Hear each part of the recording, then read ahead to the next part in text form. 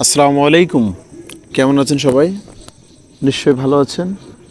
আমিও আপনাদের দোয়ায় অনেক ভালো আছি।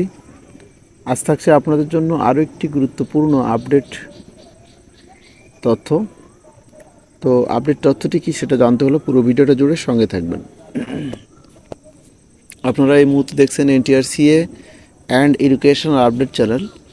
আমি আছি মোহাম্মদ ফিরোজ কবির, সহকারী শিক্ষক। তো চলুন শুরু করা যাক। আজকের যে গুরুত্বপূর্ণ আপডেট নিউজটি আছে সেটি নিয়ে কথা বলা যাক। 18তম শিক্ষক নিবন্ধনে প্রিলিমিনারি পরীক্ষায় উত্তীর্ণ প্রার্থীদের লিখিত পরীক্ষা আগামী জুলাই মাসে হতে পারে। এই লক্ষ্যে কাজ শুরু করেছে বেসরকারি শিক্ষক নিবন্ধন প্রত্যয়ন কর্তৃপক্ষ। শুক্রবার এই তথ্য জানান এনটিআরসি চেয়ারম্যান মোহাম্মদ সাইফুল্লাহ আজম। তিনি বলেন, 18তম শিক্ষক নিবন্ধনের প্রিলিমিনারি পরীক্ষায় উত্তীর্ণ প্রার্থীদের লিখিত পরীক্ষা আগামী জুলাই মাসে নেওয়ার পরিকল্পনা রয়েছে। এই লক্ষ্যে আমরা কাজ শুরু করেছি।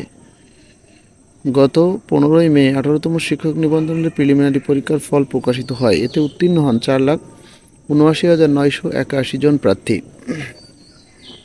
এর মধ্যে স্কুল 2 পর্যায়ে 29,516 জন, স্কুল পর্যায়ে 2,21,652 জন, কলেজ পর্যায়ে 2,28,813 জন।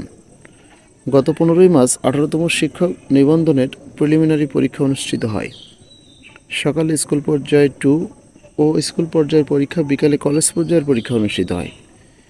এই পরীক্ষায় অংশগ্রহণকারী ছিল 13,40,833 জন চাকরি প্রার্থী। শিক্ষক নিবন্ধন পরীক্ষায় প্রার্থীদের মোট 3 ধাপে প্রিলিমিনারি, লিখিত ও মৌখিক পরীক্ষায় অংশ নিতে হবে। এরপর চূড়ান্ত ফলাফল প্রকাশ করা হবে। শিক্ষক নিবন্ধন পরীক্ষার ফলাফলের ভিত্তিতে বেসরকারি স্কুল, কলেজ, মাদ্রাসা ও কারিগরি শিক্ষা প্রতিষ্ঠানের শিক্ষক নিয়োগের সুপারিশ করে এনটিআরসিএ। 2015 খ্রিস্টাব্দের আগ পর্যন্ত এনটিআরসিএ শুধু সনদ দিত, সনদের ভিত্তিতে নিয়োগ দিত শিক্ষা প্রতিষ্ঠানের ব্যবস্থাপনা কমিটি। এর আগে গত 17 ডিসেম্বর 17তম শিক্ষক নিবন্ধন পরীক্ষার চূড়ান্ত ফল প্রকাশিত হয়।